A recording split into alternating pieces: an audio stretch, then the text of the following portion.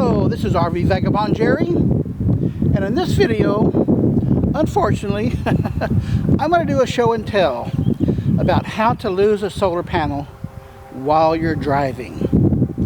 It's happened twice to me, and I know it's happened to other RVers.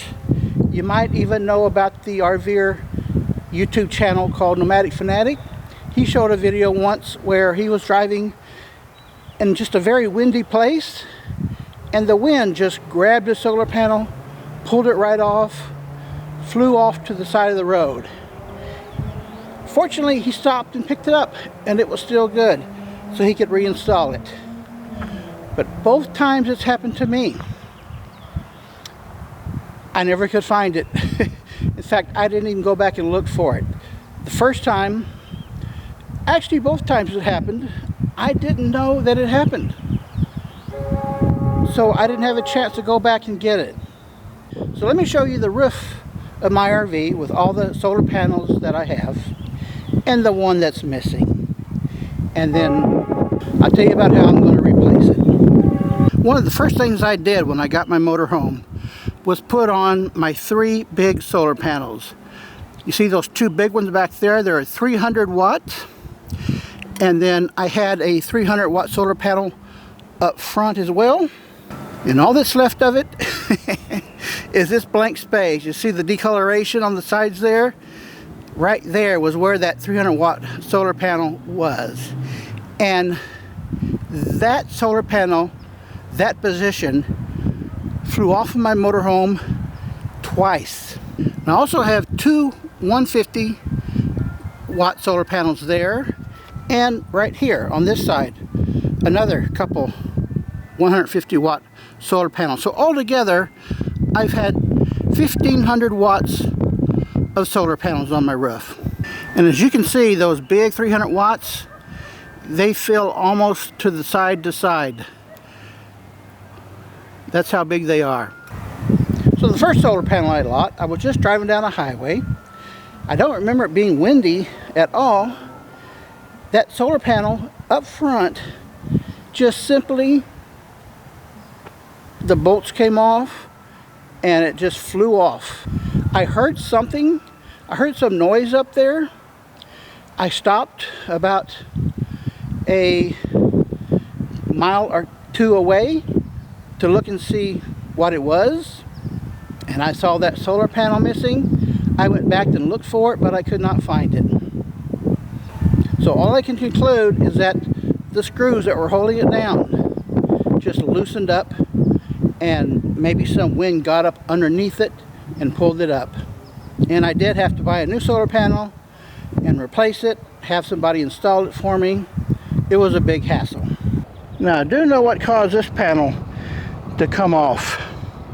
When I was in Julian, I was driving down the street and there were some low branches, and I didn't catch it quick enough to dodge them or even slow down.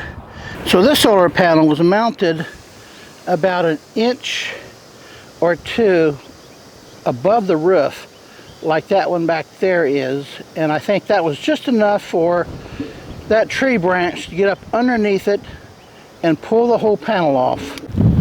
So all that's left is that bare wire, and then this wire with a connector on the end. So now I have the job of replacing this solar panel. And here it is. Now I bought this solar panel from Renogy, which is a company that specializes in selling solar panel and equipment. And they're only 20 miles from where I am here. I'm in Rialto, California, and Renogy is just 20 miles away. And I wanted to come pick it up, but they don't normally allow that. They said they would let me know if they could make special arrangements, but by the time they tried to figure it out, it had already been shipped by FedEx. And guess what? From their factory in New Jersey. So that solar panel, which was not packaged in a box, it just came bare like that from New Jersey going through Pennsylvania and Ohio, back to Pennsylvania, to Colorado, back to Pennsylvania, back to Colorado, and then to Utah, Las Vegas, and finally back down here to California. This is what the back side of it looks like with just those connectors. So I bought extra wiring, extra connectors, and 6 brackets. And these brackets are going to have to be cut down a bit to fix, I think. They come with holes in them like that, which hopefully will line up.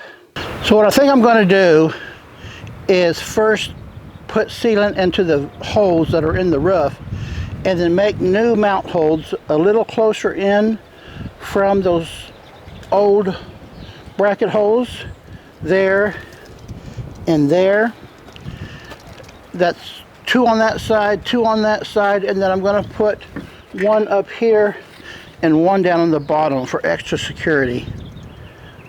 Now I could install it myself, but when I try and do things like that myself, what seems like an easy project often turns out to be much more complicated, so I'm having a mobile repair guy come out. And I'm staying here at the Elks Lodge in Rialto, California. They've got 50 amp electric hookup and water hookup for $28 a day, which is a half or a third what a regular RV park would charge. So this is a pretty good place to be, I think. So here is the man I found to install it for me, and he found some better brackets than the ones I had, so that's good. So here he is sealing off the screw hose and the whole bracket there where it's mounted.